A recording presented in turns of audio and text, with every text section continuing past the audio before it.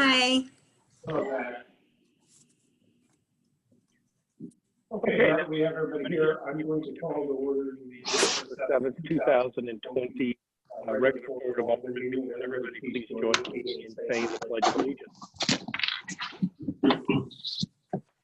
Allegiance to the flag of the United States of America, and to the republic for which it stands, one nation, indivisible, with liberty and justice For all. Roll call, please, Kelly. Alderman Plufka, Here. Alderwoman Tice, here. Alderwoman Sims, Here. Alderman Weggie, Here. Alderman Gould, Here. Alderman Lockmiller, Here. Alderwoman Ebling, Here. Alderwoman O'Neill. Here. Great. All members are present. Great, thank you. Next on the agenda, there are no announcements, appointments, proclamations, and recognitions. We'll move on to the public hearing. We have two items under the public hearing. The first is the adoption of the budget fiscal year commencing January 1st, 2020 and concluding January 31st, 2021. And with that, I will gavel open the public hearing for 4A, adoption of the budget. Alderwoman Sims, would you care at this point in time to provide a brief synopsis of the budget and the process? I would, Mr. Mayor. Thank you for the opportunity to do that. I first want to thank Bola and Karen and all of the staff and the department heads. We had several meetings, Ways and Means committee meetings to go through this budget and to vet out questions, and a lot of time, frankly, was spent to present this budget for consideration. It is balanced, and I'm just very grateful for all the hard work that went into it, because truly a lot of hard work did go into it. By way of high-level executive summary, we are in good shape. We may even actually add to the fund balance of year-end 2020, and our revenues, which I'll get into in more detail momentarily, are solid, even in the time of the pandemic. We have had very little. To focus on revenues first, then we'll talk about costs in the budget. We've had very little decrease in revenue collection. As I'm sure most of you are aware, approximately 58% of our budget comes from sales tax. And of course, when the pandemic broke out, we were very concerned as to what that would mean for what accounts for over half of our revenues. And I'm very pleased to report that we have seen, frankly, very little change in our revenues in that regard. I think that our projected revenues may even, our actuals may be around 1% or so more than what was projected for 2020. Before all of this happened. So we have fared extraordinarily well in terms of our revenue, and in light of the pandemic. And just by way of contrast, when this broke out, we expected, or we braced ourselves for a 45% reduction in our revenues, and that has not that's not happened. So we're very pleased with that result. Focusing more on sales tax. Let's see. Well, like I said, the revenues are more or less staying the same. I also note, in terms of generally talking about our revenues, this budget that you have before you does not take into account revenues that we will see from the use tax that was recently passed. We do expect, of course, to see revenue from the passage of that tax, but we didn't account for it in our revenues, and we didn't spend as though we would be relying on those funds in 2021. So that is cause for further optimism in terms of what our bottom line will look like. Going down the list of other sources of revenue, the next two items that would account for the larger percentages of our revenue sources would be other governmental entities and fees from licensing and permitting. Fees from licensing and permitting were down a little bit, but on balance, we've made that up. So we've lost no ground in that regard. And our funds from other governmental entities have, I would say, increased overall. For example, we received $543,950 from St. Louis County as our proportionate share of the CARES Act funds. So we've been able to account really for any shortfalls that we might have experienced from COVID. As far as Brentwood Bound and the economic development sales tax go, we are affording ourselves. We anticipate that sales tax will generate approximately $3.2 million annually, and which will be sufficient to service the debt for the certificates of participation. To date, the city's collected about $1.2 million for that, which is sufficient to serve, like I said, to service that debt obligation. There's been a lag in the collection of when that tax occurs and when it's realized. But in any event, that is in good shape. We are, with, like I said, we are able to fund all of Brentwood Bound. And in addition to that, not even taking into account our additional, what I think of as our additional sources of revenue for that project. Namely, for example, we received $5 million from the East-West Gateway Council of Government and Missouri Department of Transportation. We received $861,000 from an MSD grant. Our 2018 Certificate of Participation investment income as of September of this year is $1.58 million. And in total, those other sources of revenue are close to $7.5 million. So we're in good shape. We are affording Brentwood Bound, and even during a pandemic, we'll be able to implement all of it. I don't want anyone to get the impression that just because our revenues are doing well, that we are not mindful of how things are in our community, and certainly that could change.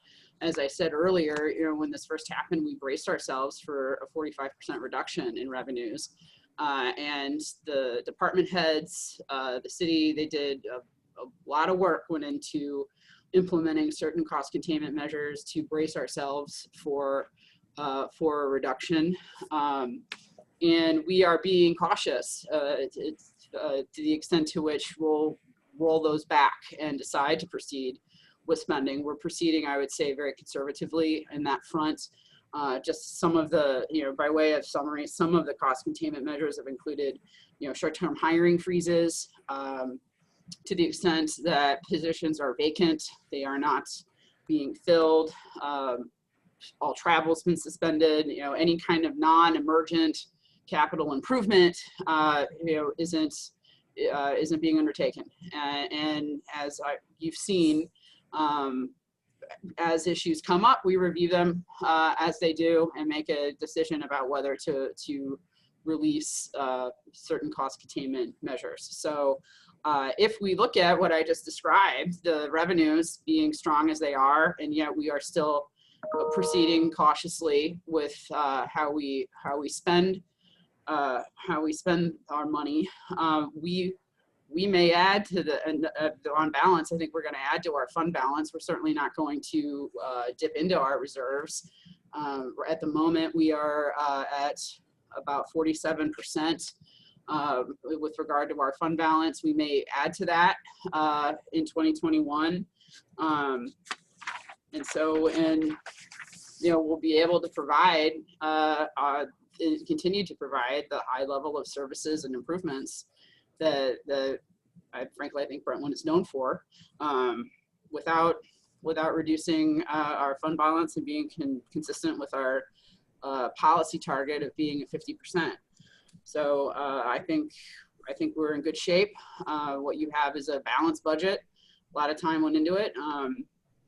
At this point, I'll open it up to, I don't know if it's appropriate to open it to questions now, but that is the end of my soliloquy. I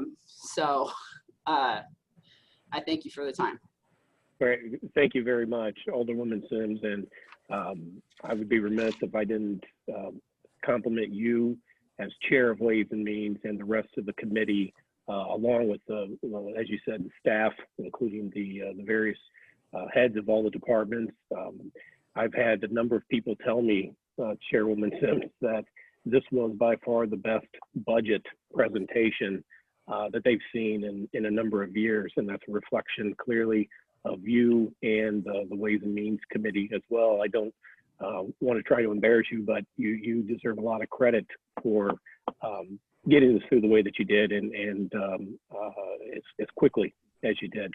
So I don't want to take any questions at this point from the board. We'll wait for the first reading later on the agenda, but the purpose of this is to open it up to the public. So if there's any member of the public that cares to address this issue, this budget, now's the time to do so.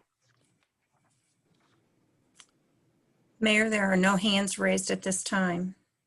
Great, thank you. With that, we will close the public hearing on item 4A, the adoption of the 2021 budget, and we will open up the public hearing for to consider the conditional use permit and site development plan to permit a recreational facility, a swim school, for property located at 8071, 8075 Manchester Road.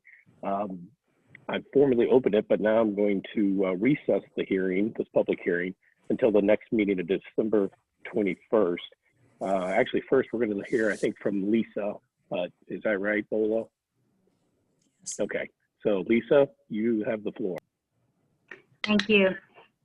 Yes, I was going to ask that this public hearing could be recessed or opened and continued until the meeting on the 21st. We, meaning staff and our consultant TWM, has talked to MoDOT even as recently as today. It may be a possibility that one of the conditions of approval might have to be revised. So when I talked to our city attorney, he had said that we could have the public hearing but still recess it to the 21st. So that way, if any of the conditions of approval would have to be revised, then the public would still have opportunity to comment. So that is what I was requesting this evening. Okay, so with that, Bola, I think procedurally, all we need to do is just to go ahead and recess it. We won't take any public comment. Is that correct tonight? We will wait till December 21st. Kevin will respond. Thank you. Yes, Mr. City Attorney.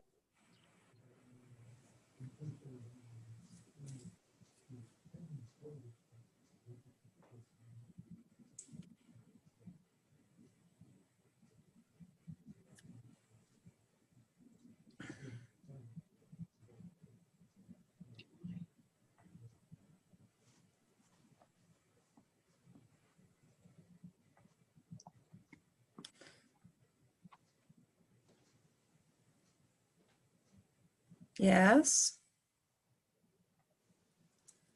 Bola, you're muted. Did anyone raise their hands to speak?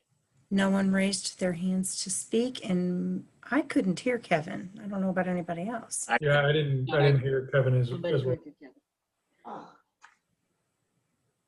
Maybe that's why the mayor's not reacting. Yeah, it could be the blank stares coming back there.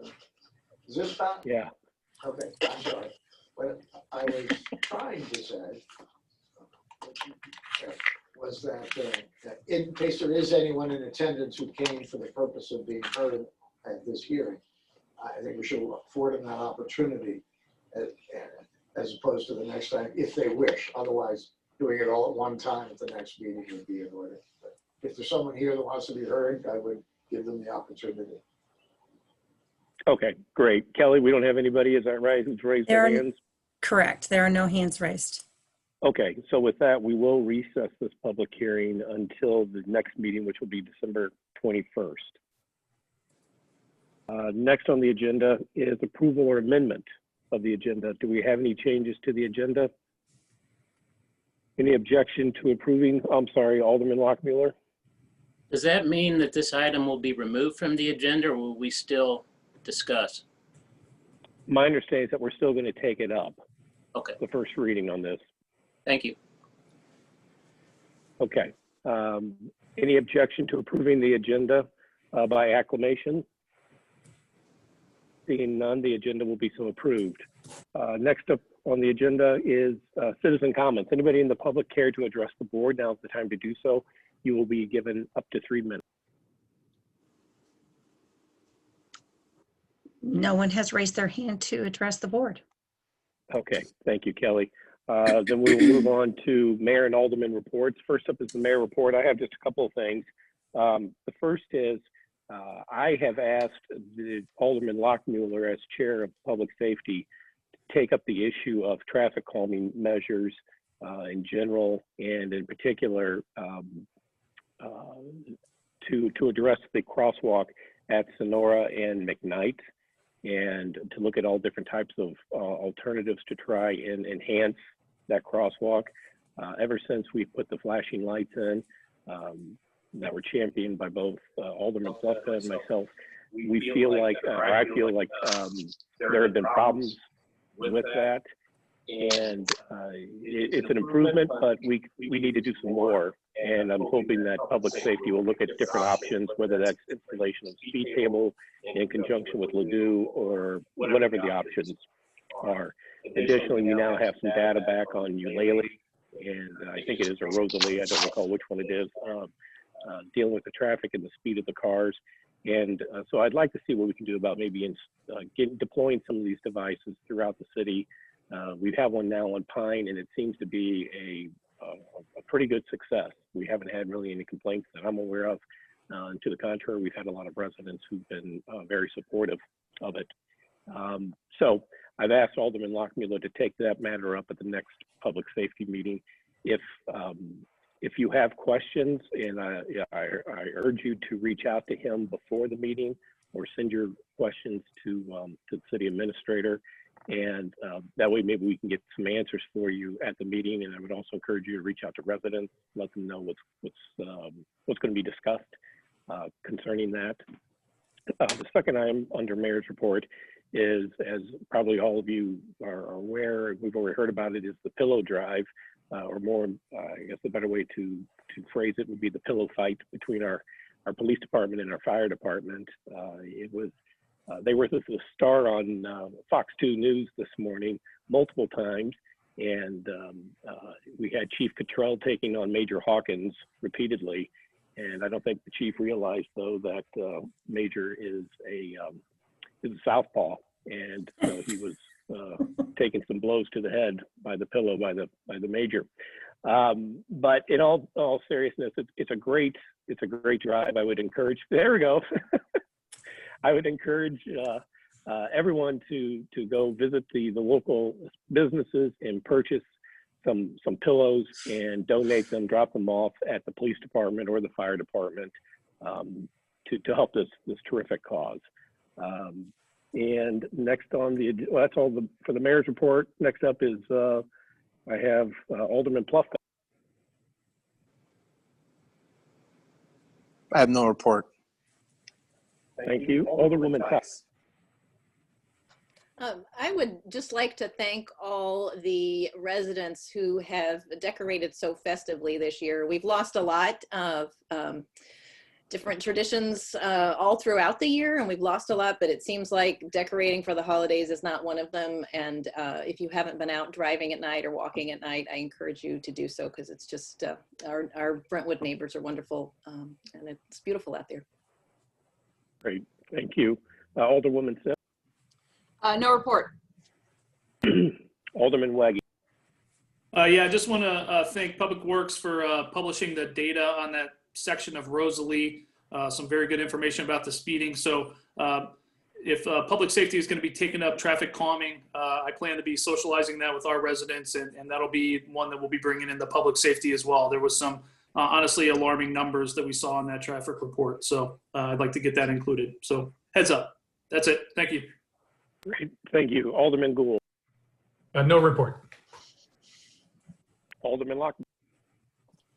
Just regarding public safety, we will meet December 23rd at 5:30 virtually. Thank you. Thank you. Alderwoman Everly. Alderwoman Everly, do you have any report? No report. Thank you. And Alderwoman O'Neill. No report. All right, great. Let's move on to item 8, which is the city administrator report. We have 2 items under that. The first is the Brentwood Bound update. I believe, Craig, you're probably going to take that. Yes, sir. So some exciting news. Today, the city closed on 8734 Suburban Tracks. That is the business known as Brentwood Plastics. So the city has officially closed on that property today. They also closed on 2801 Breckenridge Industrial Court. That was known as parcel 96 on the Webster side of the creek. So those are 2 big acquisitions, 2 down from the list, and we're closing the gap, and we're getting pretty close to wrapping up all property acquisitions.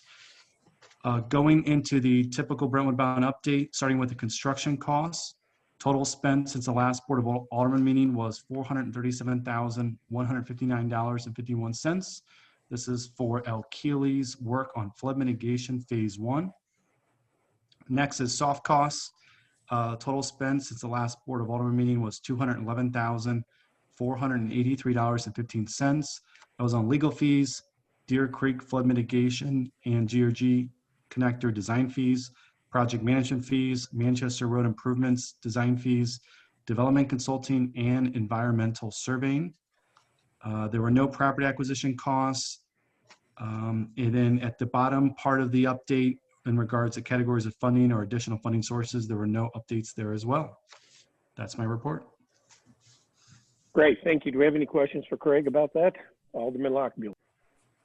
Hey, Craig, the open trench that's along Brentwood Industrial, between it and the creek, is that all the pipe they're dropping off? Is that replacing the horseshoe sewer? Correct. And that cost is being covered by MSD? Correct. So that's one of the funding categories at the bottom of the report called MSD horseshoe sewer. So that's money that will come in. We've already received, let's see, $662,000 for that, and that's goes along with their agreement. And then we'll get a separate chunk of money at different phases of that horseshoe sewer going in. But as you noted, those pipes are coming in 20-foot sections. They've already been digging out big parts of the trench. So in the near future, they'll start setting that and then backfilling that trench. So the mound of dirt that's there gets backfilled, and then underneath that is what will channel for the creek, or bench rather?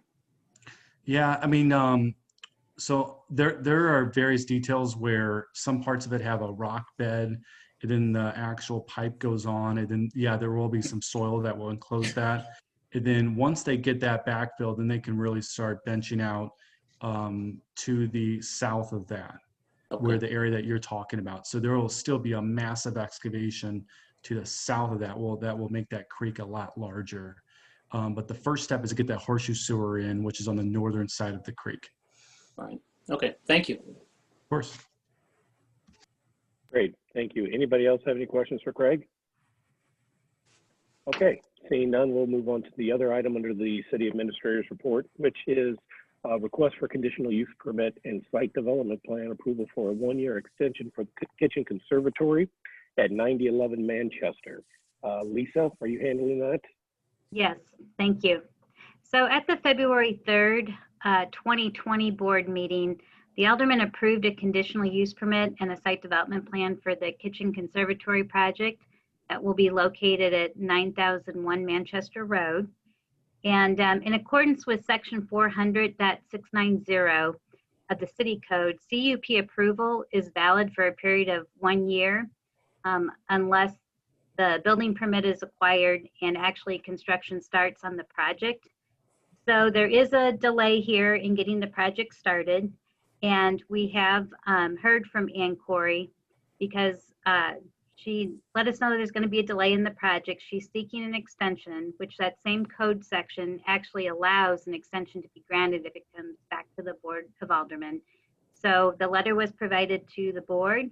And because again of COVID-19 and just the impacts to small businesses, she's looking for more relief in terms of when she can get the project started.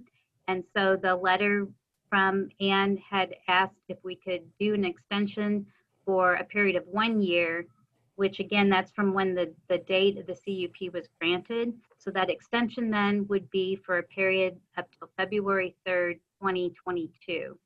And so this request is being made on her behalf this evening. Okay, Alderman Lockmuller. May I make the motion? Yeah, please do. Yep, I'd like to make a motion to extend the CUP and site development plan for the kitchen conservatory for until February 3rd of 2022. Second. I heard a second by Alderman Plufka over here. A motion made by Alderman Lockmuller. Do we have any discussion on this motion of Alderman Lockmuller? Okay, is this a voice vote or is it a roll call, Bolo?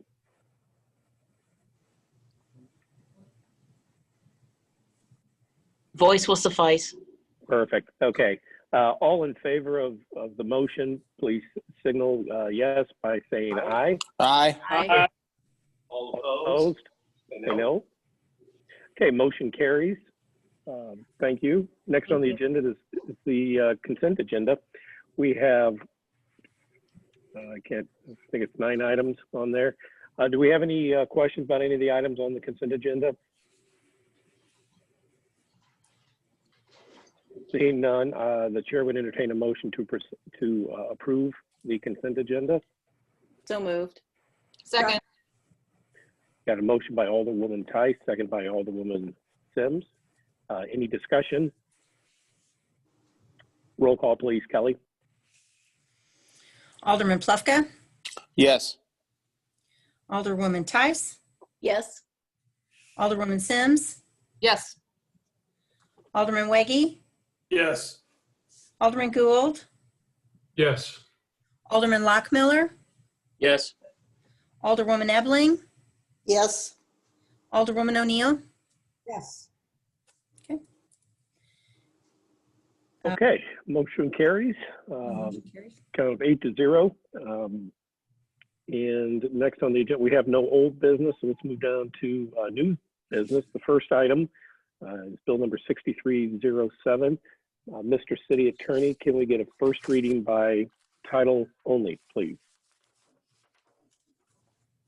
Yes, sir. Bill number 6307, an ordinance providing for the approval of the installation of a new fire hydrant for water facility improvements associated with the Brentwood Bound Improvements Project and along the 2800 block of Brazo Avenue in the city of Brentwood. Great, thank you. Dan, I think you're taking this one. Yes. I guess you can hear me. Yes. Yeah. Okay. Yeah. As Kevin just read, it's pretty simple. It's a fire hydrant that's needed on Brazo. It would be where the new entrance at Executive Walk Apartments ties in, and that will help serve that side of the apartment complex. So in order for us to have Missouri American put in a new hydrant, they need an ordinance that authorizes them to put in said hydrant. Okay, thank you. We have any questions for Dan about this? We would like to have a first and second read tonight. So with that, can I get a motion for a second read, please? So moved. Second. Great, thank you. All in favor, say aye. Aye. Any opposed? Okay, the motion carries. Mr. City Attorney, can we get a second read of Bill 6307 by title only, please? Bill number 6307, second reading and consideration for adoption. An ordinance providing for the approval of the installation of a new fire hydrant for water facility improvements associated with the Brentwood Bound Improvements Project and along the 2800 block of Brazos Avenue in the city of Brentwood. Can we get a motion to perfect Bill 6307 into ordinance form? So moved. Second. Any further discussion? Roll call, please, Kelly. Alderman Plufka, Yes. Alderwoman Tice, Yes. Alderwoman Sims, Yes. Alderman Weggie, Yes. Alderman Gould, Yes. Alderman Lockmiller, Yes. Alderwoman Ebling, Yes. Alderwoman O'Neill. Yes. Okay, so a vote of 8-0, 8 yeas and 0 nays. Okay, thank you. If we could, with the board's understanding or without any objection, I failed to recognize Ann Corey back under the city administrator's report for the request for the conditional use permit extension. So unless somebody has an objection to that, I'd like to recognize Ann Corey. She's no longer on the attendee list. She must have left the session. All right, well then we won't, we'll just keep moving along. Next item under the new business is bill number 6308. Can we get a first reading by title only, please, Mr. City Attorney? 6308, first reading, an ordinance approving the site plan for site modifications at property. Okay, thank you. We have Lisa taking this item, I believe. Yes, thank you. So Huffman Brothers, a Brentwood business, is located at 1025 Hanley Industrial Court. And recently they purchased the property across the street from that location at 1002 Hanley Industrial Court. And that property includes a 56,000 square foot office warehouse building. And Huffman Brothers have expanded and are actually using about 20,000 square feet of that space across the street. And then the remainder of that square footage is used by 2 other tenants that they lease to. So Huffman Brothers will be using all the existing paved areas and the existing building footprint, but they do have plans to modify some of the parking on site. And also with that building addition or the office addition, they want to go ahead and increase the square footage and make that into a 2-story office addition. So with those modifications, it did require site plan review by the Planning and Zoning Commission and approval by the board. And so the Planning and Zoning Commission reviewed this project at their November meeting, and they did vote to recommend approval to the board of the site plan improvements by a vote. There were 9 aye votes, 0 nay, and then one abstention. So that's what this project is before you tonight, is for site plan approval. There's been an ordinance prepared, and it was recommended that if the board would consider it for first and second reading. I'm not sure that anybody from Huffman Brothers maybe has connected, but otherwise that would end my report at this point, and I can certainly entertain any questions. Okay, do we have any questions for Lisa about this bill 6308? Alderman Pluff. Thank you. Lisa, is the reason for the request for first and second reading having to do just with expediency, wanting to get this approved before the end of the year? I mean, are they somehow going to start construction somehow in December? Or? Well, I don't know if they'll start construction yet, but they are interested in submitting their construction plans. And we've had such a busy year. It is taking plan review a little bit longer in our office. So I think the more we can kind of keep things moving forward, it helps them out. So. Okay. Alderman Weggie, I think you had your hand up. Yeah, I mean, I would make a motion for a second reading of bill number 6308. Second. Okay, we have a motion by Alderman Weggie to, for a second read. And do we have any further discussion on that? Seeing none, all in favor, say aye. Aye. Any opposed? The motion carries. Mr. City Attorney, can we get a second read of Bill 6308 by title only, please?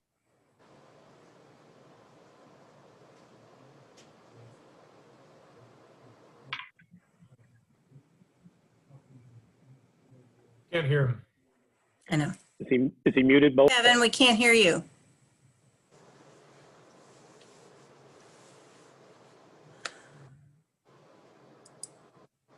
Muted. He's unmuted. Try it again. Bill number 630. There you go. Second reading and consideration for adoption and ordinance approving a site plan for site modifications at property numbered 1002 Hanley Industrial Court. My apologies. Great, thank you. Alderman Weggie. Yeah, motion to perfect bill number 6308 in the ordinance form. Second. Got a motion by Alderman Weggie, seconded by Alderwoman Sims to perfect 6308 in the ordinance form. Any further discussion? Okay, roll call, please. Alderman Plufka. Yes. Alderwoman Tice. Yes. Alderwoman Sims. Yes. Alderman Weggie. Yes. Alderman Gould. Yes. Alderman Lockmiller. Yes. Alderwoman Ebling. Yes. Alderwoman O'Neill. Yes. All right. Vote passes by 8-0.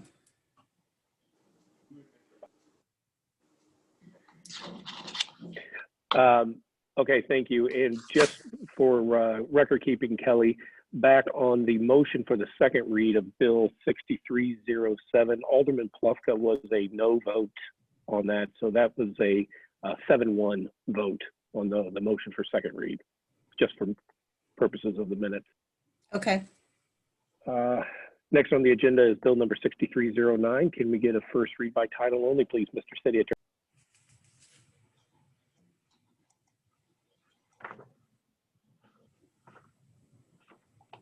Yes, sir.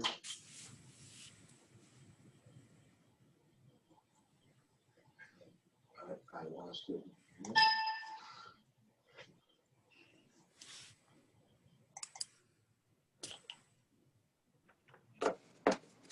I'm not, is everybody else getting in?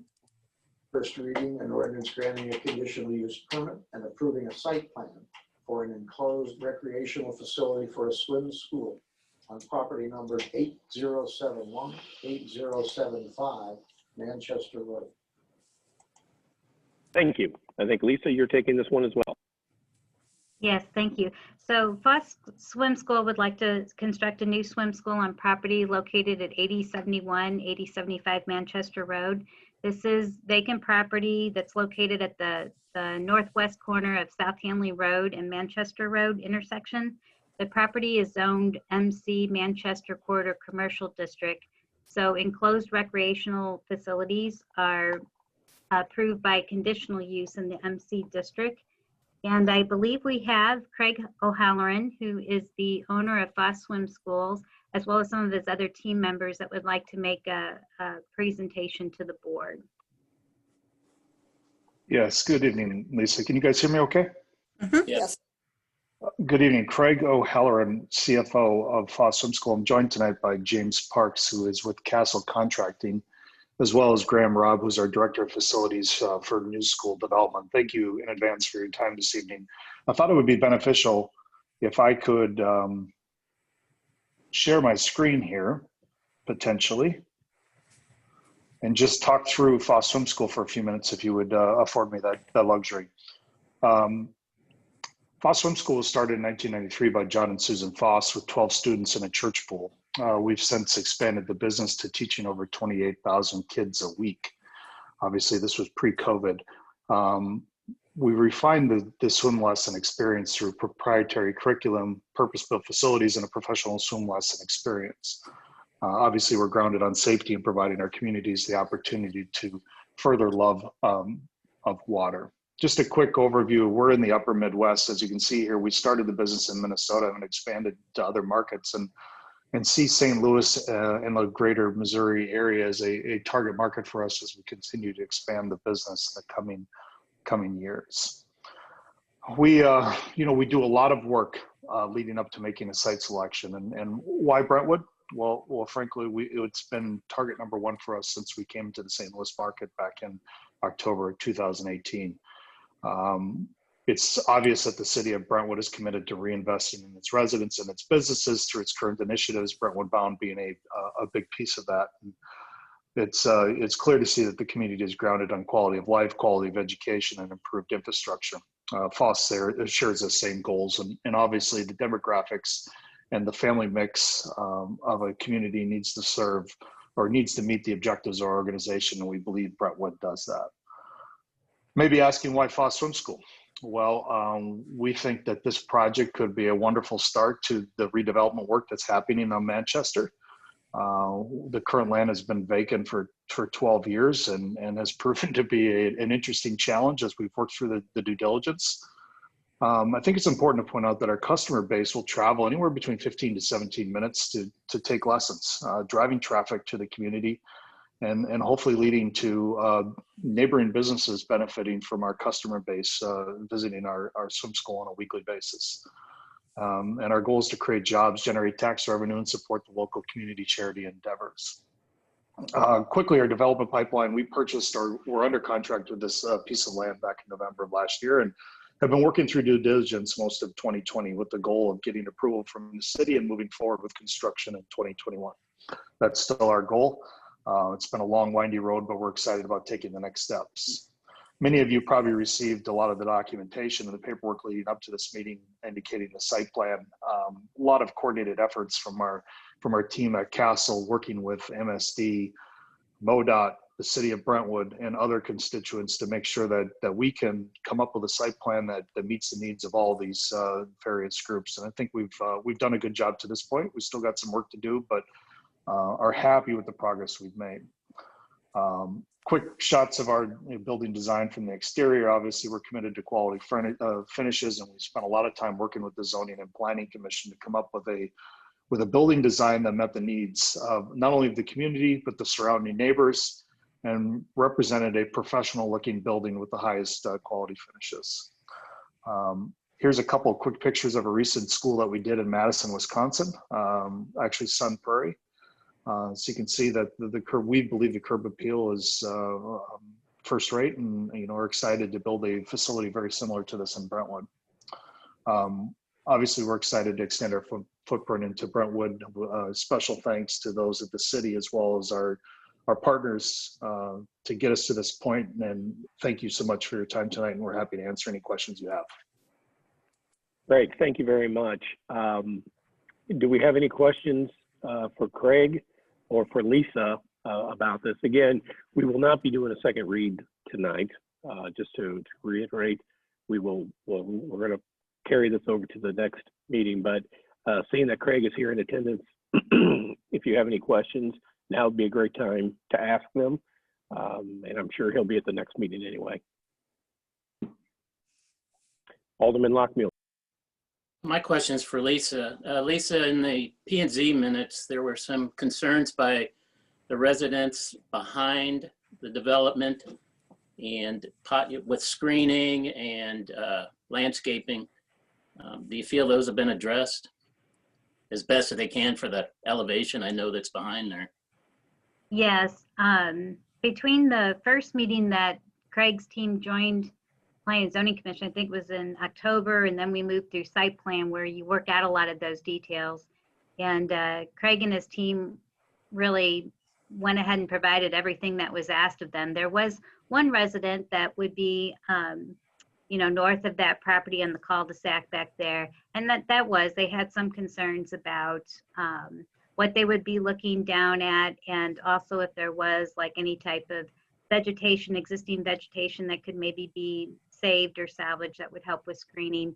And so really I would almost like to still pass this on to them because they they went ahead and provided like different view perspectives, and then again, they accommodated their plans, I think, to really go ahead and address those matters. So Craig, I'm not sure if you have someone that you would like to give more details on that.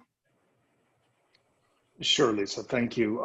We had regular communication with our neighbors on this parcel, explained to them what we're trying to do and wanted to accommodate their concerns. Through the course of working with the Zoning and Planning Commission, Lisa's absolutely correct. We did spend a lot of time looking at the landscaping plans, as well as addressing the exterior building elevations on the north side of the building to provide additional screening with the HVAC equipment. In the regular communications with the gentleman that lives up on the hill, he was happy with what we had provided him and was comfortable with us moving forward. Thank you, Craig.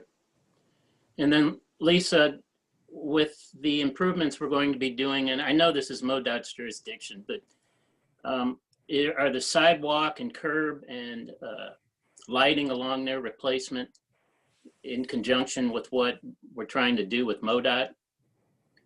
Yes, so that was one of the revisions to their site plan that we asked for right away, is that they would get the MoDOT right of way plans and superimpose those on their site plan. And so just so everybody kind of understands, like we talk about our streetscape enhancements along Manchester Road. Now those features are still going to take place all up and down the corridor to again try to, you know, get that uniformity of the corridor and so forth. But behind that then still comes whatever type of landscaping requirements that our code requires that must still be done on private properties. But that is exactly right. We wanted to make sure that we had both indicated on the site plan so that we could tell that they were going to work real well together and one wasn't in place of the other. So yeah, that took a lot of coordination on their team's part with MoDOT, but I'm satisfied again that that has all been addressed. Mayor, I apologize. Yeah, go ahead, Kelly. Miller. Let me interrupt you just for a second. Go ahead, Kelly. Brad Schneider has his hand raised in regards to this, I believe. Sorry. Brad. Okay. Is he with Foss School? I'm actually Brad is a resident. I'm the neighbor on the north side that has been made reference to a couple times. Right. Okay. Well, I'm just going to interrupt you there, Brad. We're not taking the comments by the residents during this, as this is just simply a discussion. There'll be an opportunity later on during the meeting for you to give us your comments. Additionally, you can show up at the December 21st meeting during public comments and during the public hearing for this item and speak to that at that time as well. My apologies. So I'm sorry, Steve. Go ahead, Steve. I just have one more question. Will the overhead power utilities be buried in front of those parcels, Lisa? No, that is not part of this project. Okay. All right. Thank you. Alderman Wegg.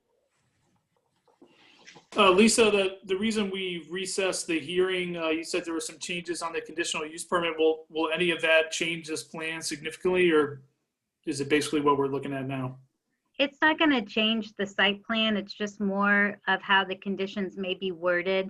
We're just seeking clarification from MoDOT on, in particular, that proposed maybe eastbound left turn lane there on Manchester Road. And we're trying to figure out a little bit more if that possibility even really exists. And so we were talking with MoDOT even as of today. So hopefully we'll get more information to see if that somehow maybe needs to be reworded for your consideration at the next meeting. Okay, and just point of clarification, the only way to take a left on the Manchester out of this parking lot is on the west side, on the current curb cut that we have there? Correct, because the east entrance into Foss Swim School will be a right in, right out only. Okay. All right, thanks. Alderman Gould, I think you had your hand up. You're muted, Jeff.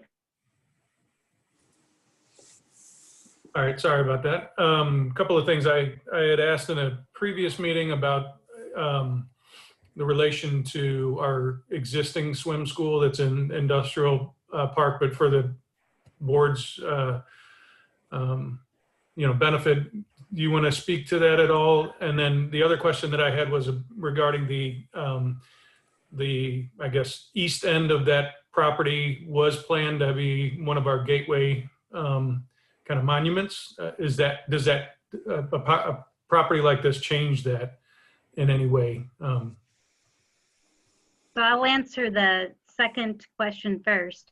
Again, with working with Craig's team, there's a lot of activity, a lot of projects going on there. One mainly being also MSD trying to put in their 54-inch line. So we had looked at a couple of different versions of the site plan, but the one that is part of this package now that's being presented does allow for an area that we're hoping to still be able to accommodate that city monument sign. And again, they were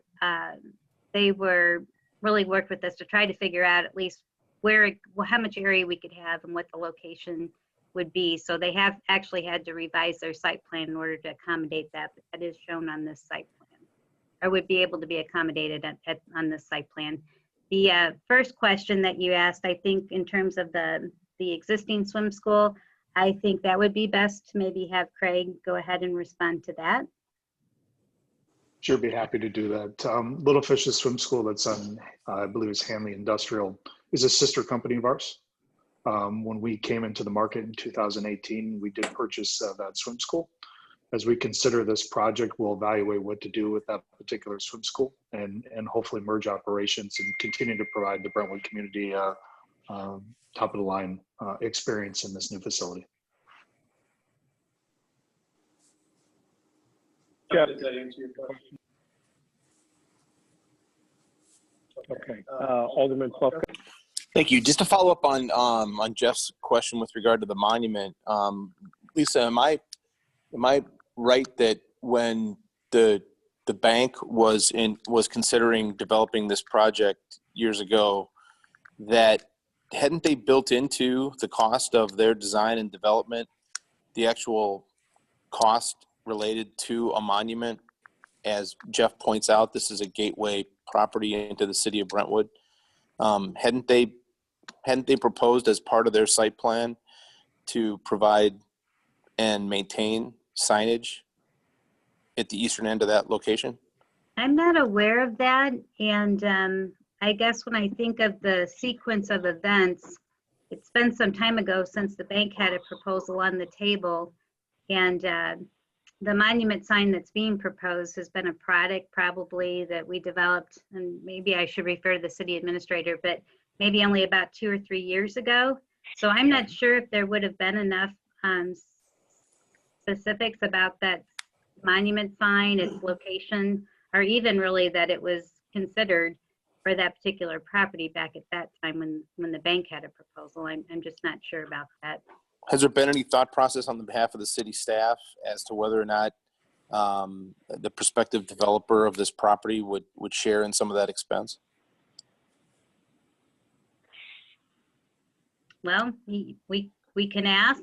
So I think, again, I think that at this point, just granting of a sign easement is showing that there is some commitment and obviously some contribution to us being able to erect that sign. Okay, so at this point, the city didn't have any plans to make an ask of this developer or this applicant with regard to this property beyond what we've already asked of them, which is to provide the easement. That is correct. Okay, thank you. Okay, thank you. Alderman Locke. Along those lines, do we need any type of a written agreement for later on coming onto the, I understand we'll have an easement, but do we need anything formally in writing that says at a later date we can do this monument between us and the developer?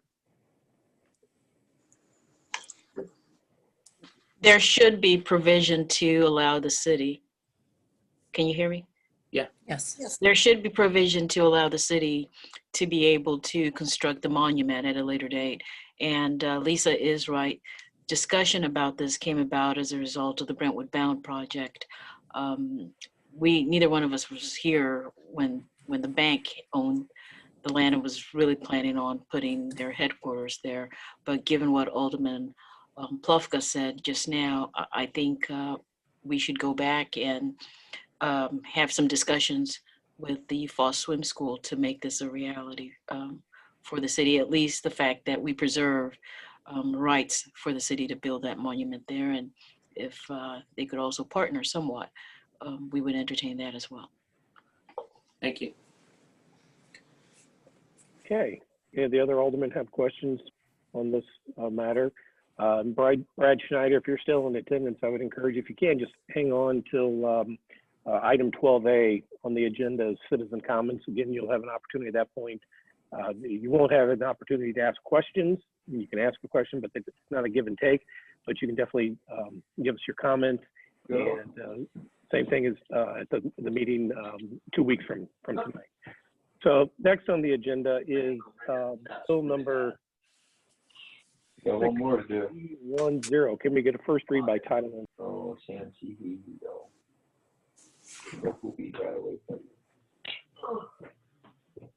Kelly, I don't know if we got somebody talking, if we can mute. She can't jump, there's no hurry, so please be careful with her. Her legs are really sore. I don't know who it is. It's a phone call number. Engine 105. Yep. That's like Her she's back leg probably working anymore. Come on.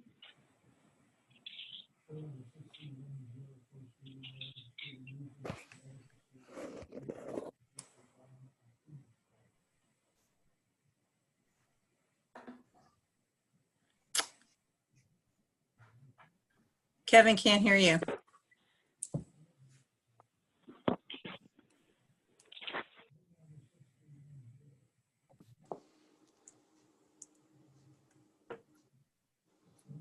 Still can't hear you, Bola. You're muted.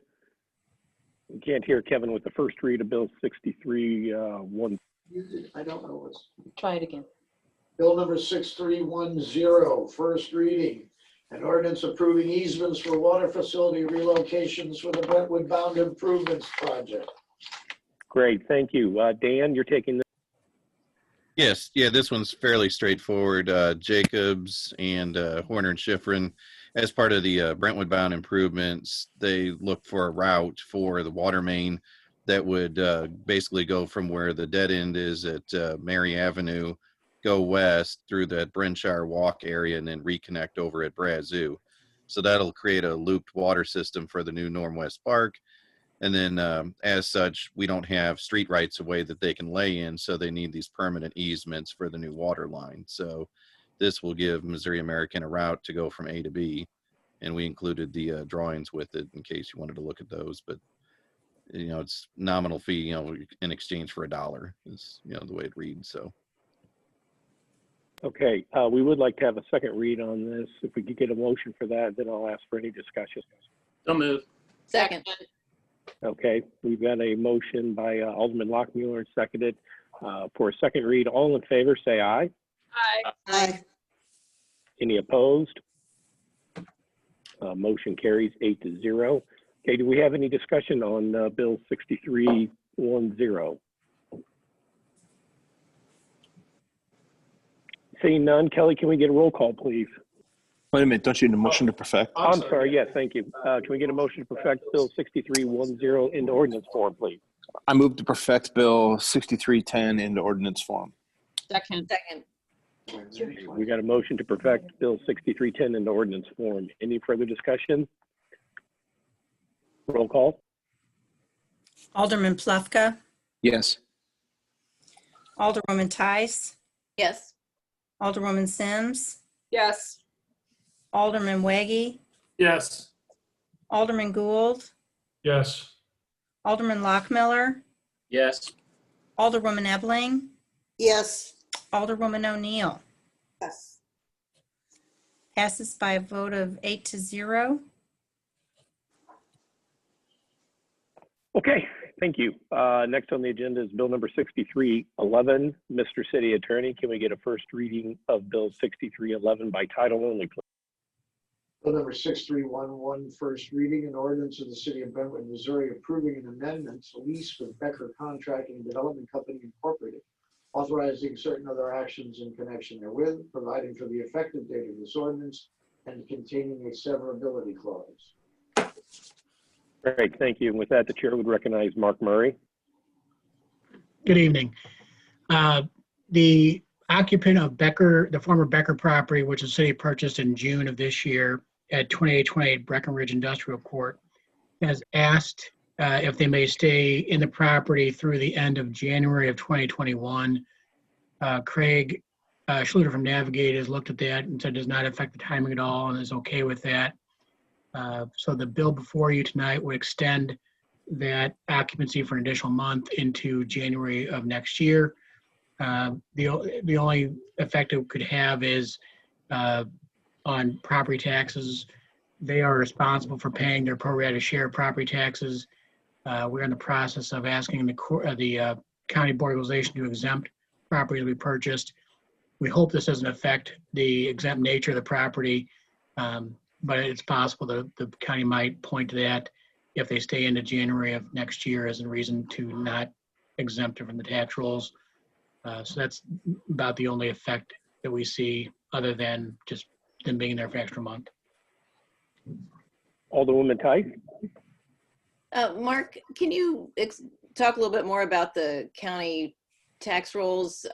When the county looks at properties to take off the tax rolls, I'm involved with another organization and they typically do that at year end. So is this locking us into paying taxes from February till December on this property? Well, so taxes are normally assessed in Missouri as of what they call the tax day, which is January 1st of the calendar year. And if a property is tax exempt as of that day, it should be tax exempt for the entire year. The exemption that applies to municipalities applies to all political subdivisions in the state of Missouri. There are some cases out there which separately suggest that a county can separately tax the leasehold estate of a property versus the fee ownership.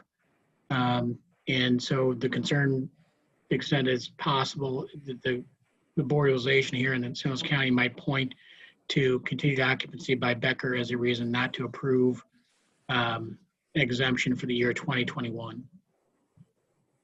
So what is the tax liability for this building? I can look that up.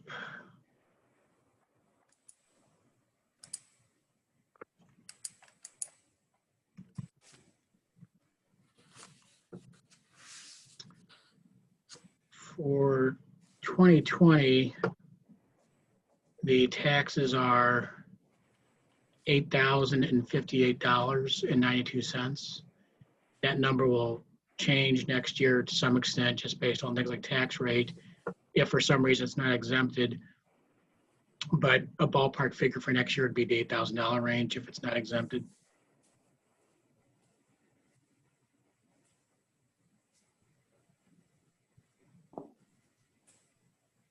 Do you have anything further, Alderwoman Tice?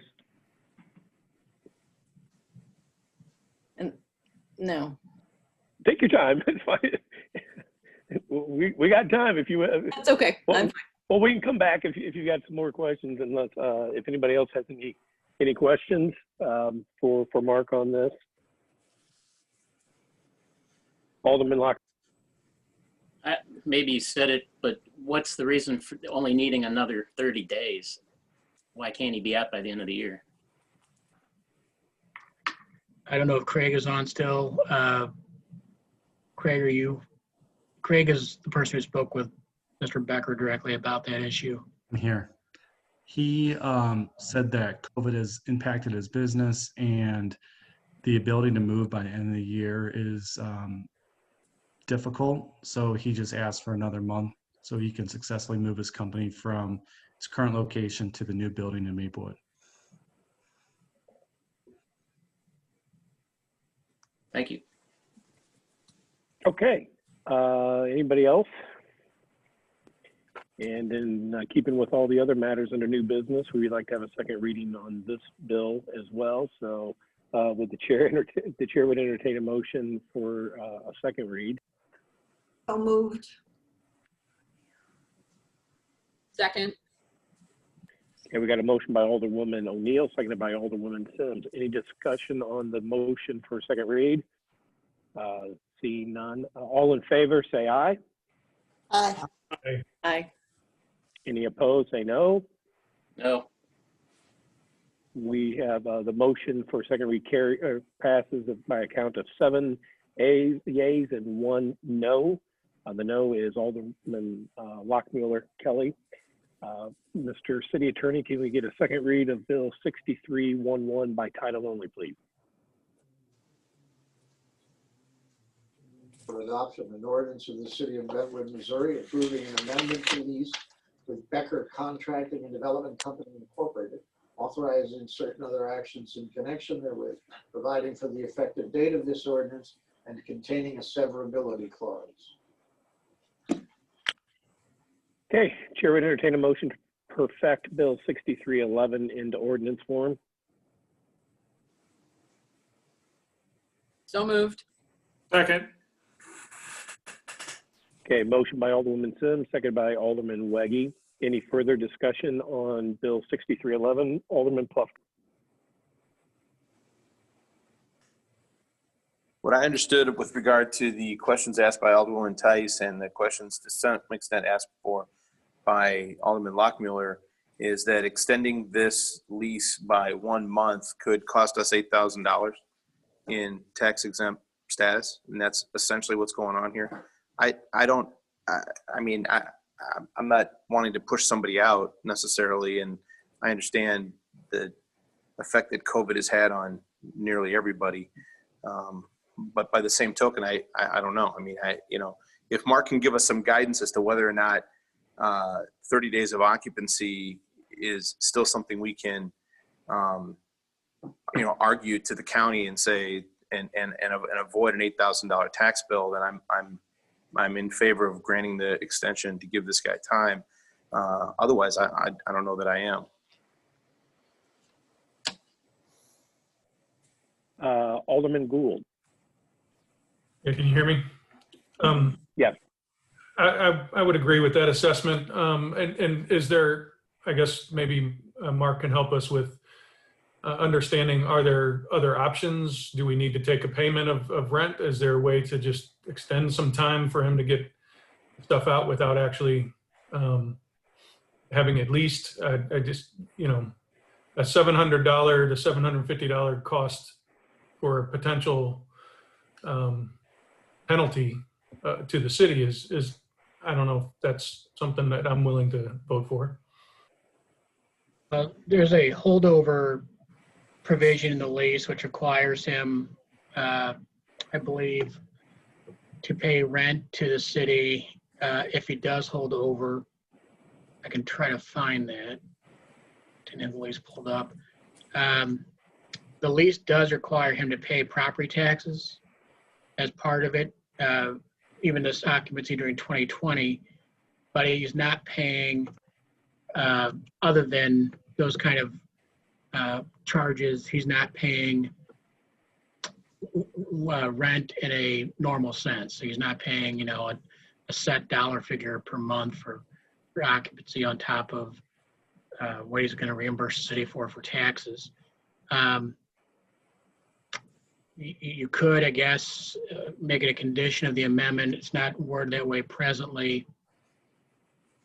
But I guess you could make it a condition of the amendment that if the city is somehow unable to obtain its exemption due to his continued occupancy in 2021, that he would reimburse the city for those taxes to make the city whole.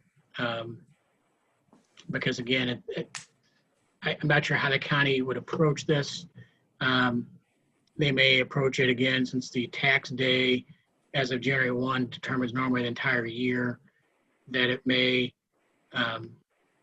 they may say, even though he's in there for 23 days or something like that, that those 23 days, since they were at the beginning of the calendar year, made it taxable for the entire year. And I found the lease, and yes, he does pay holdover rent at $5,000 a month for staying past the expiration date of the lease, which, as discussed earlier, is December 31st of 2020.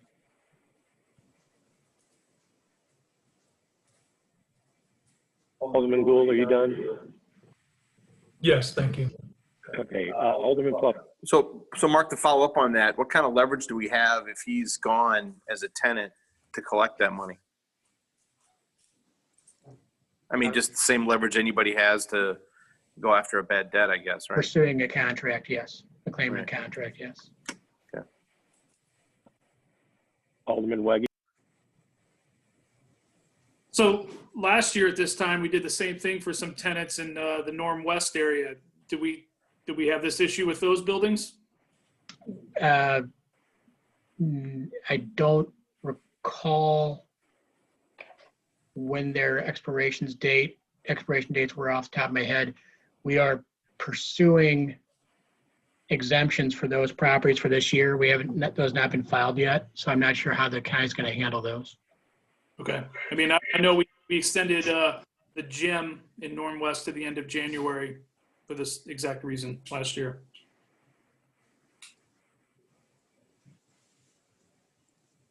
Alderman Lockmuller. I don't know the nature of this guy's business, but if we've got vacant buildings, I mean, is it possible he can still operate if he gets his building vacated and maybe stored in one of ours for that month so that it looks like the building's empty? The county will go ahead and drop the tax bill. Mark? It's possible. Again, I think, and I welcome Kevin's input here because it is a kind of basic municipal law issue to some extent, but the way the statute and the constitutional word is, it's exempt because of the ownership of the city, not necessarily because of the use. I think what the county should do is exempt it based on ownership alone, regardless of whether Becker is in there or not. Certainly having a tenant in there muddles it a little bit further, although I think what kind of is in our benefit is that we're not really charging him rent. It's a little different, for example, if we had assumed leases and become a landlord, for example, in the warehouses we acquired in the last year. Those tenants had until, I want to say, end of March, maybe it's end of April to move out. And if we had instead, bought it, but not, but started collecting rent, I'm not sure that those could be exempt because it would be the landlord business in terms of collecting rents. This is a little different. And again, I think the county should, based on the statute, exempt it based on ownership alone, but I don't know that we haven't gotten that exemption in our pocket yet. And because of that, we wanted to call this issue out to the board's attention, or potential issue out to the board's attention. Thank you. Alderwoman Ebeling. Yes. Do we really know enough to pass this tonight? Because I'm confused and I sure don't want the city to have to pay $8,000 in taxes for 21 days. I mean, I'm just confused as to if we can find out from the county how their ordinances really run. Because I sure don't know. That's all. I actually have been trying to reach the county today, and they're not super responsive with their current state of operations, unfortunately. It's possible we could get an answer from them by the 21st.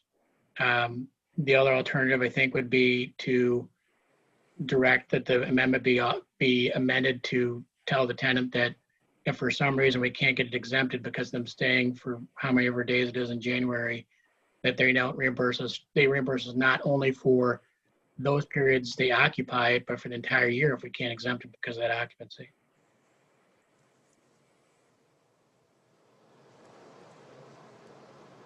Okay. I would move to make that Alderman amendment based upon what Mark just said, that would be if if it's determined that we're on the hook for the annual tax, the tenant be responsible. I'll second the motion. Mr. City Attorney, I'm going to look to you for guidance on this. Did you hear what the motion was by Alderwoman Sims, seconded by Alderwoman Tice? You are muted. I don't get it. Start over. I apologize. The microphone says it's on. I don't get it.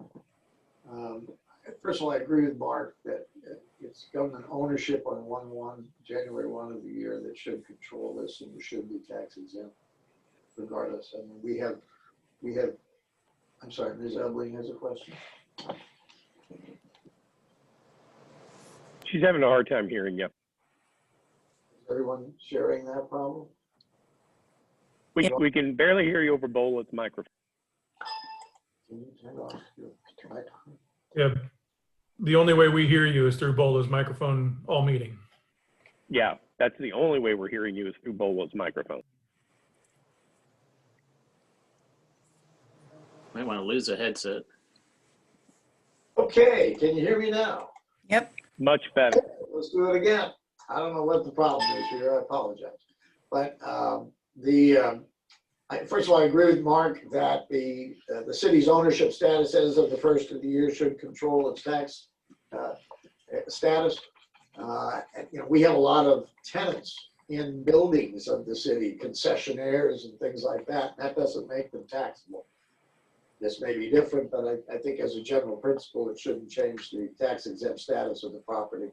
But I think the motion to approve this subject to indemnification against any tax liability to the city on the part of the tenant would be in order. And I think that's a perfectly appropriate way to go. Great, thank you. Okay, so we have a motion for indemnification made by Alderwoman Sims, seconded by Alderwoman Tice.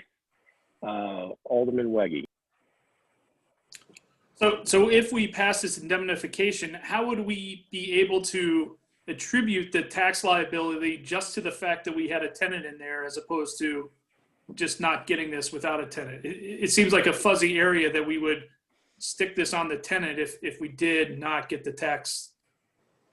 It's exempt unless there's a tenant. The tenancy is the only argument for taxation. Okay, so if we were not able to get it lifted, then it would only be due to the fact that we have a tenant in it. I believe so. Mark, you want to speak up? Yeah, again, unless you were using it for some other commercial purpose, which would be not, it's the real issue is the municipal ownership. And so I don't see how, if this was a completely vacant property as of January 1st, I'm not sure how they could tax it. Okay. Thank you. Okay, so Mr. City Attorney, so we've got a motion in front of us. Do we just do a voice vote on that, or do we have to amend the whole bill 6311?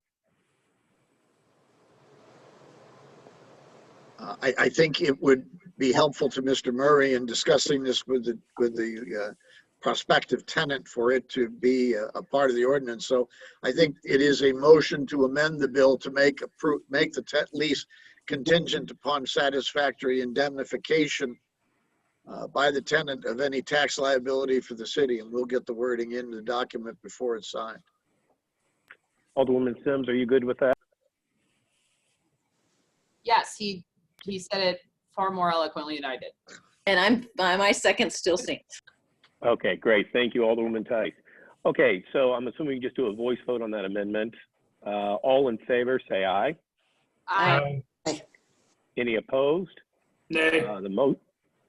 No. Okay, so we had Alderman Weggie was the no vote on that. So we've got a count of motion passes, count of 7-1.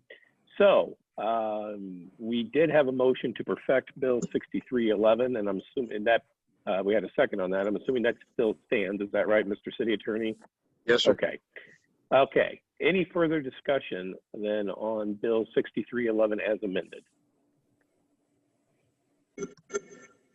Seeing none, can we get a roll call, please, Kelly? Alderman Plufka? Yes. Okay. Alderwoman Tice? Yes. Alderwoman Sims, Yes. Alderman Weggie, Yes. Alderman Gould, Yes. Alderman Lockmiller, Yes. Alderwoman Ebling, Yes. Alderwoman O'Neill. Yes. Okay, 8-0. Okay, thank you. Next on the agenda is bill number 6313. Can we get a first reading by title only, please, Mr. City Attorney? Bill number 6313, first reading, an ordinance of the city of Brentwood, Missouri, approving a certain real estate exchange contract with Omni Investments Incorporated for the exchange of certain real properties, authorizing a lease to Omni Investments Incorporated, authorizing certain other actions in connection therewith, providing for the effective date of this ordinance, and containing a severability clause. Great, thank you. Mark, I think you're taking this one as well. Yes, and Craig might chip in too a little bit. This is, first of all, I think you know from Craig earlier tonight that the city closed today on its acquisition of 2801 Breckenridge Industrial Court, former H.E. Williams property. And it also closed on 8734 Suburban Tracks, the former Brentwood Plastics property. This exchange agreement before you tonight would authorize the exchange of the property at 2801 Breckenridge Industrial Court for the property at 28, and I'm blanking on the number, it's 2802 Breckenridge Industrial Court, owned by Omni Investments, Inc., where Omni Refrigeration operates. And it would be an even exchange for those two properties. In connection with this project, the flood mitigation project, the engineers have decided it would be helpful for the city to own the Omni Investments, Inc. property to facilitate construction of the project and along that segment of Deer Creek. This would allow the city to acquire ownership of that property.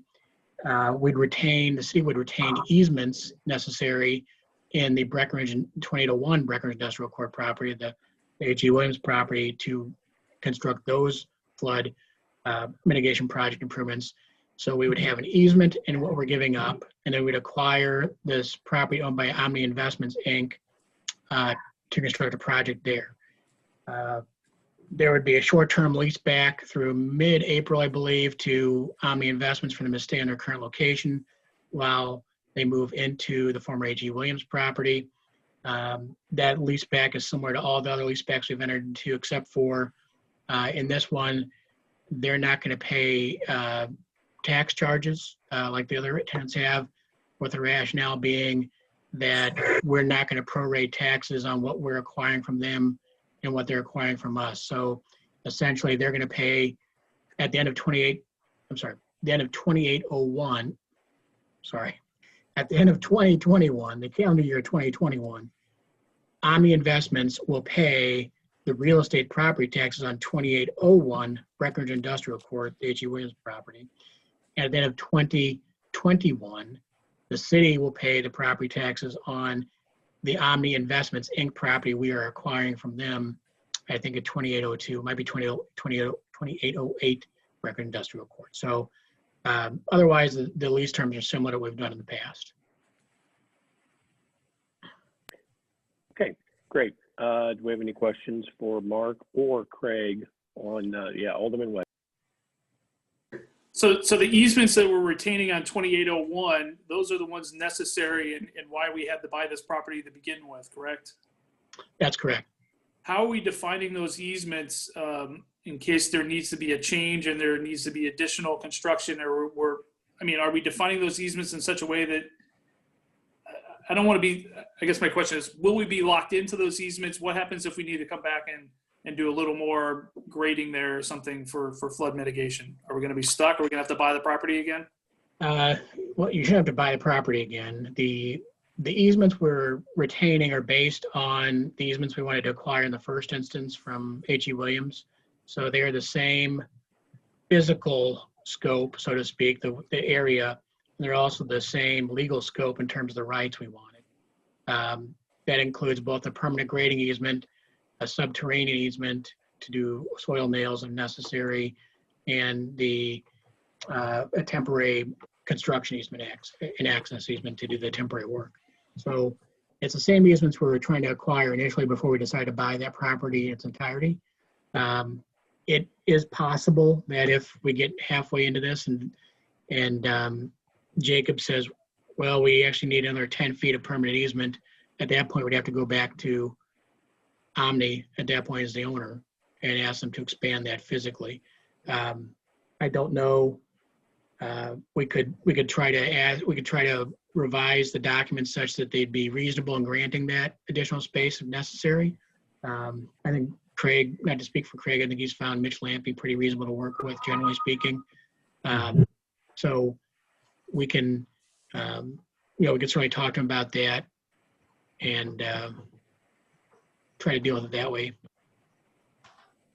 And then you mentioned that there was some construction that was desired at 2820. We weren't planning to buy that property. What were we going to do if we hadn't done this deal? My understanding is that if we don't do this deal, it's going to require the erection of a large vertical wall that's going to be behind the current Omni Investments Inc. property. And the wall's expense is like in the well up into the six-figure range. Okay, but we would have do that wall if we did not buy 2820. So we would have to go.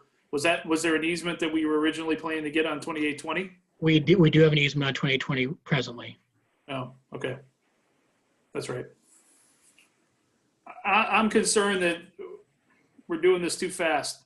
Just my opinion. Just in case it seems like there's risk right in this area with the bridge and everything right there. I have concerns about this. Thank you. I can chime in if I can. Yeah, go right ahead, Craig. The good thing is the fact this area is in phase 1 and we're in construction in phase 1. So the risk is very minimal for the city because Jacobs Engineering has already completed this set of drawings. We're in construction. They've come up with a signed and sealed change directive for this area, which affects this property. So the risk is very minimal because Jacobs already has designed this completely.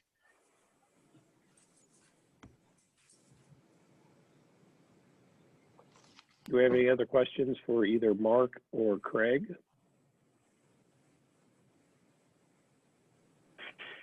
And just to be consistent, we would like to, yeah, it's Alderwoman Tyler. Well, I'd like to go back to Alderman Wegge's comment about, even though the Jacobs drawings are fairly complete and we're moving along pretty well in this area, is there a reason we shouldn't include some language in the agreement that if we did need to alter the easement slightly, they would be agreeable to that?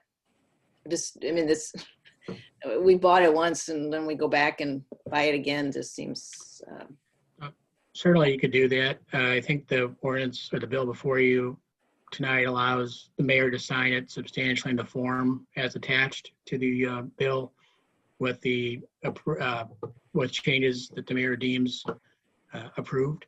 So I think you do have that leeway in the ordinance to have me go back and make some tweaks to this. I think Craig would probably want to talk to Mitch Lampy to assure him our intent is not to take an easement over the entire property and render it useless to him. But we do want this flexibility to have, if we do need 5 more feet or something like that. I think that's not an unreasonable request.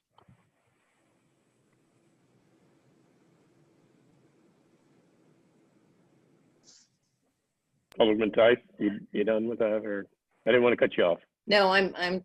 I don't know if there's other questions or if I Okay. need to make a motion. We would like to have yeah, Craig, did you want to chime in? Yeah, I mean, just so there's risk in every situation. So based on the agreement or the board's general consensus that was done in closed session about a month ago, we've already been working as property owner. He's already signed this agreement. Ultimately, you guys have to approve it. But because of that previous closed session approval to move forward with this, we're already starting on design of phase 2 with a thought that this property owner is moving, which allows the city to not have this retaining wall, which, like Mark said, saves 6 figures. It's estimated around $400,000. So the risk for the city, if you make this change in the document, is that this property owner could say, you know, I don't agree with this. I don't want to do this deal anymore, right? Because we're changing something that he may not like. And if that were to happen and he walks in the deal, you know, we're kind of back to square one. It could have delays on phase 2 based on that. And it could have that retaining wall go back in the project. So all those savings I previously talked about in closed session could be lost with that change. So I just want you guys to know that, you know, you can make any change you want, but as a person that we have to bring this to, he may not like that because it may be too ambiguous for him. So just want you to understand both sides of it.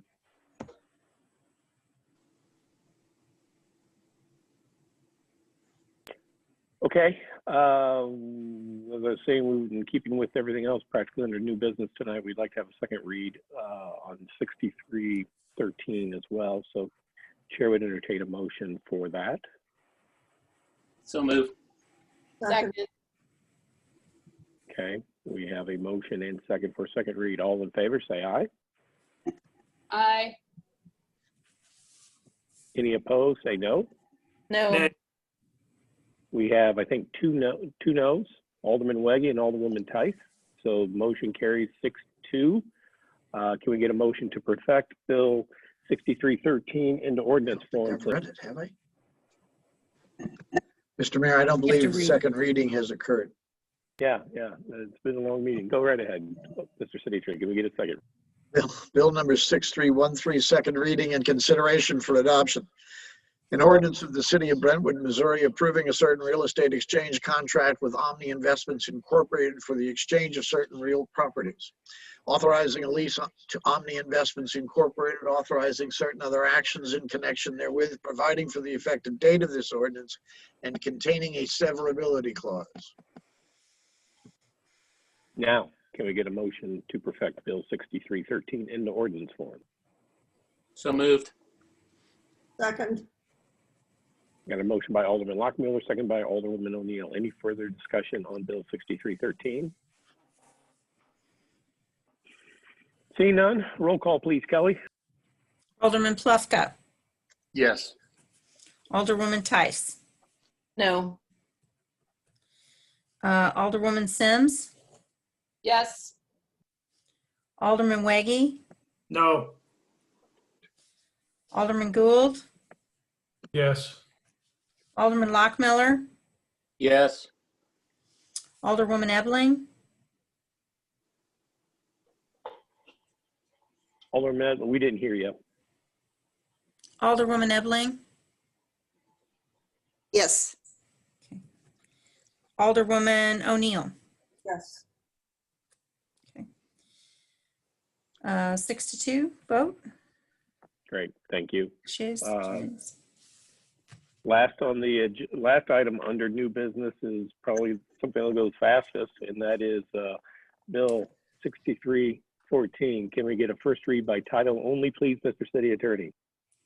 Bill number 6314, first reading and ordinance adopting the annual budget for the city of Brentwood for the calendar year 2021 and providing for the effective date of this ordinance. Great, thank you. We've already had a terrific synopsis by Alderwoman Sims on this, so we'll skip. So at this point, the chair would entertain any questions on this budget, and I see Alderman Plufka has his hand up, then we've got Alderman Weggie. Thank you, Mr. Mayor. I want to join in what you said earlier and to say that in my time serving on this board since 2014, I don't think I've seen a better vetted or prepared budget. I had a number of questions, but I went back through some of the committee, the notes and the different things that were raised at that time. And I went through and went back and looked through the budget a couple of different times, and the more recent version of the budget, which I saw was provided electronically just in the last several days. I only really have one question remaining, and I guess it's for Angela, either Major Hawkins or for Joe Spees. If either or both of them are on, I'd love to have ask them a few questions, actually. They both are on, and yeah, Chief is on and Major's on. Okay, so either one, I don't know. It's a question about coverage and things like that, so I don't know who that would be better directed to. I can take it, Alderman. Go ahead. This is Joe. Okay, Chief, thank you. So as I look at what was provided us in September, and it shows the manpower and distribution of our police force, it was altered in the flow chart that was represented in the more recent electronic version that we had. And the one difference that I saw was that of the now four squads, if you will, that exist, the five, I guess, including the detective squad, they're all comprised of 5 officers, with the exception of one that is comprised of 4 officers. Is that accurate? Yes, sir, it is. And in addition to that, there's a school resource officer. Is that school resource officer available to you for dispatch on a regular basis? No, not while Scout school was in throughout the year. He's physically assigned to the school every day. And then what about the retail liaison sergeant? Is that somebody who's available to you at all times? That's a bit of a mix. She's assigned to retail in the event that there is a need for a call for service for out of cars. She can kick in and handle a call or assist on a call if needed. Okay. And are those the 2 reasons in terms of staff? Because the staff hasn't increased by any amount. It's been redistributed to some extent. But is that the reason why we find ourselves with one of our squads with only 4 officers in it, a sergeant, a corporal, and 2 police officers? Yes, it is. Okay. So thank you, Chief. Here's my request, and I'm going to make a motion in just a second, but we discussed in the Public Safety Committee while I was chairman and even after I was chairman, the idea of adding an additional officer, in fact, the traffic officer, and spoke about the idea that this was something that would be of some benefit to the city of Brentwood. In addition to that, you've got a situation where we are understaffed as you compare us to Richmond Heights and Maplewood by between 8 and 12 officers, depending on which community you compare us to. In addition to that, we've also got a dedicated resource officer who's counted as part of the 29 full-time officers, and yet we don't fund at least 3/4 of that one officer. I believe that officer is funded, at least in part, and I think by 3/4 by the school board itself. And so my point in saying all this is that I would really like the opportunity to at least have a conversation in 2021 about adding 1 additional officer to our 29 officers to bring us to 30 officers. I think it is badly needed in this community. We've started those conversations in the Public Safety Committee. I'd like to continue or have the opportunity to continue those conversations. I'm not asking for anybody to commit to spending money on an additional officer at this point in time. We can have that conversation at a later date, and we can have discussions about it and talk about it one way or the other. I'm simply asking for the opportunity to include it as part of the budget so that we can have that conversation in calendar year 2021. So I would make a motion at this point that between now and when we have the second reading of this budget, that the police department amend its budget to include enough money to cover the hiring of 1 additional officer. Okay. We got a motion by Alderman Clark to make that amendment to the budget. Again, that's not approving the creation of the spot is simply make a motion to, as I understand it, to a budget for that position if the board at some point in time in 2021 decides to go and create that position. Is that fair, Mr. Plufka, Alderman Plufka? Okay. So we've got that motion by Alderman Plufka. Is there a second on that? I'll second it. Got a second by Alderman Tice to set us or to fund that possible position. Any discussion on that?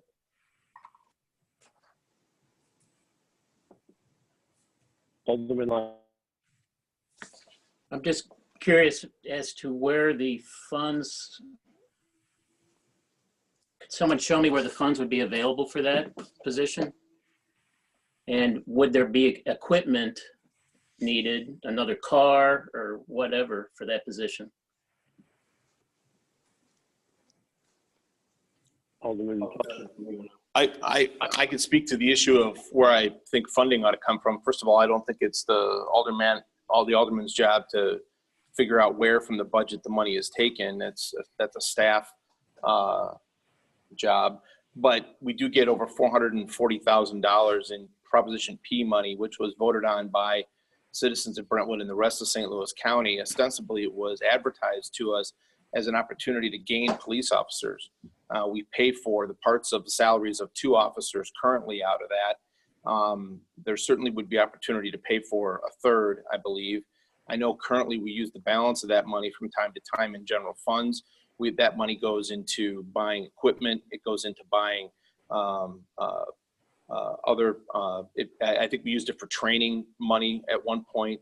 So I mean, I don't think there's any problem with us finding the money for what this expense would be, especially when you consider, I think when you consider the fact that we've got a police force that is understaffed, that is being asked to do more and more with less and less. And I think the redistribution and the flow chart that we've seen in this budget demonstrates that. No, Sorry. Yeah, I was kind of asking the chief. Yeah, I was going to say, Chief, if you could address the question presented by especially as to whether any additional equipment would be necessary. There would be no need for another vehicle, and no additional equipment would be necessary with the addition. And the funds for the salary? The funds for the salary would, if it's Prop P or wherever from general revenue, honestly, I'm not sure where that would have to come through the city administrator in terms of allocation of the funding for it. I'm not sure exactly where it would come from. Okay. I'm sorry, Alderman Pike. Chief Spees, this wasn't something you requested in the budget discussions. I mean, I know it'd be great. Everybody would love to have more staff. Is there a reason you didn't request this when we went through the Ways and Means process? And can you talk a little about that? Yeah, it was really based on the challenging year we're having. Alderwoman Tice it with COVID issues going. At the time when we started doing our budget preparation, it was still unclear how Brentwood was really doing in terms of tax revenue. And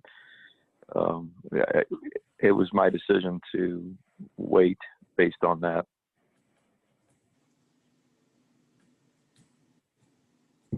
Thank you. Alderwoman O'Neill.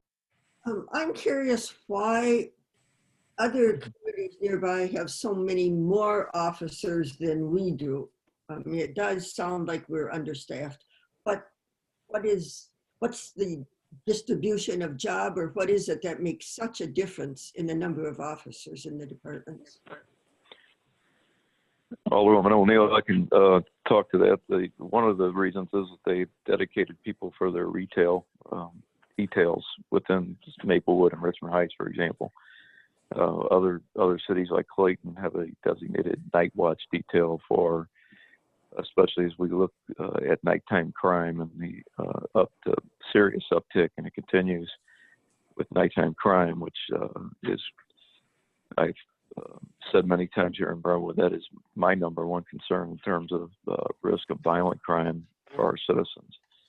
So it's details like that primarily where you will see officers assigned in these other cities. Last time I looked, Richmond Heights was at 42 officers, and we are currently at 28. And they're probably our closest comparator in terms of size and population. Thank you. Alderman Locke. Chief, if this extra position was solely a traffic enforcement officer, would that require another vehicle added?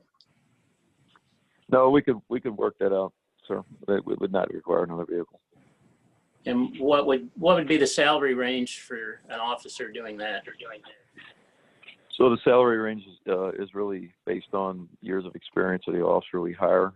As an example, we hired 2 female officers recently that came out of the police academy with no experience, and they entered the workforce at about $58,000 and some change, and then of course benefits.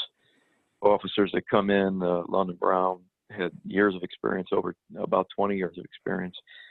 So they end up negotiating their way into a little higher step level typically. BOLA allows that type of negotiation with our officers that have experience. So it really depends on who you hire and whether or not they have years of experience. Thank you.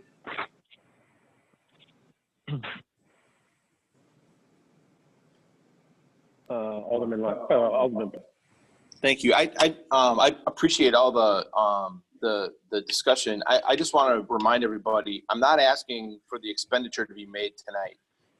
That is an entirely different debate. And to the chief's point, depending on how we deal with COVID as it continues, is going to be a very relevant factor in that. I'm not asking to spend this money tonight.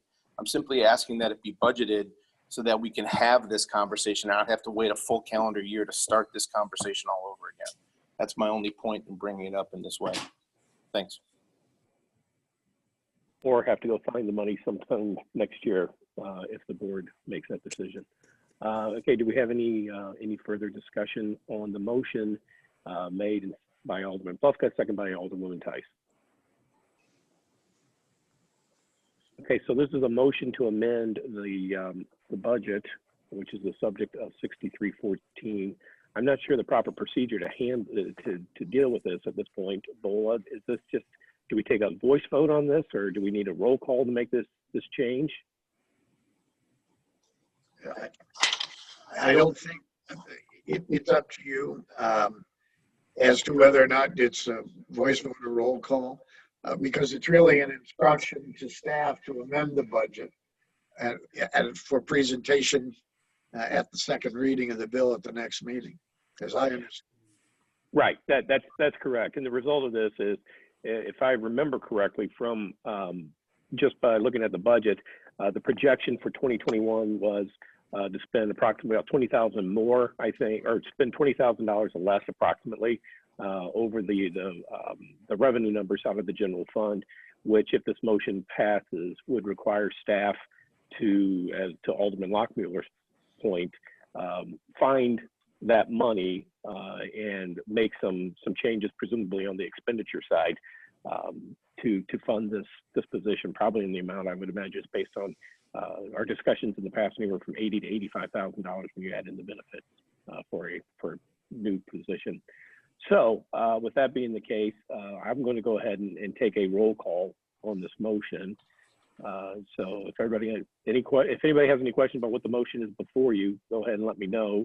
And if not, then we're going to go ahead and I'll have Kelly call the roll. Okay. Alderman Plufka. Yes. Alderwoman Tice. Yes. Alderwoman Sims. Yes. Alderman Weggie. Yes. Alderman Gould. Yes. Alderman Lockmiller. Yes. Alderwoman Ebeling. Yes. Alderwoman O'Neill. Yes. Okay, that motion passes by a count of 8-0 to make that change to the, which is 6314. Alderman Fox, do you have any more questions about the budget at this point? No, thank you. Okay, anybody else on the board have any questions? Alderman Wegg. Yeah, this is an easy one. So I think this might be the Karen.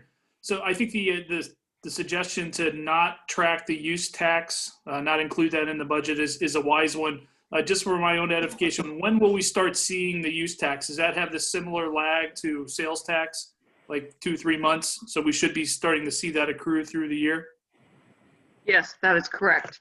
And I will have to show it a revenue line item for it, because when we start getting it, obviously, but what the point Bo and I were trying to make was we did not plan on spending any of it, because at the time we did the bulk of this budget, that had not been passed by the voters yet.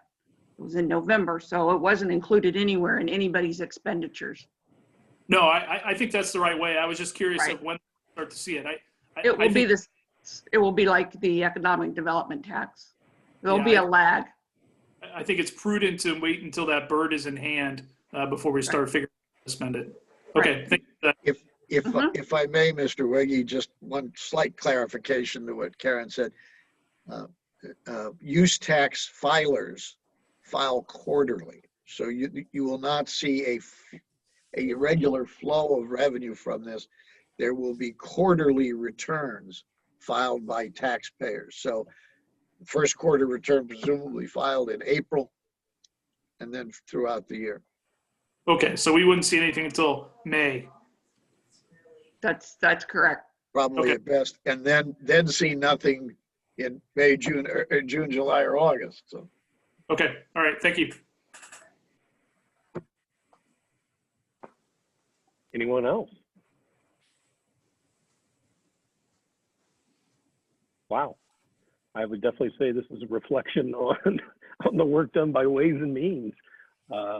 Again, fantastic job, folks. Well, if we don't have any more questions on the budget and bill number 6314, then we will just take this up 2 weeks from tonight. So with that, we're going to move on to item 12, citizen comments. If anybody in the public cares to address the board, now is the time to do so.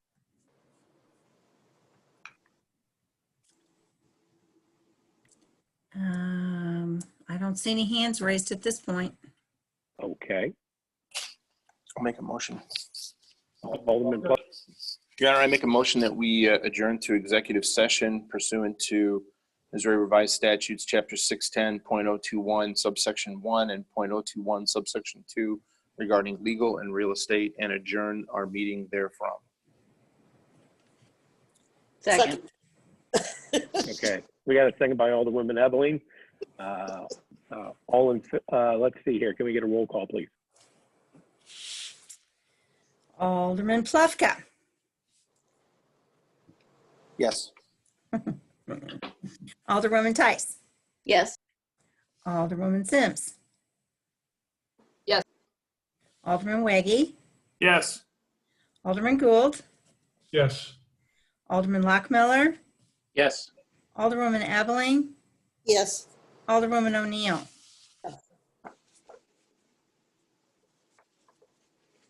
Okay, motion passes 8-0 according to my count.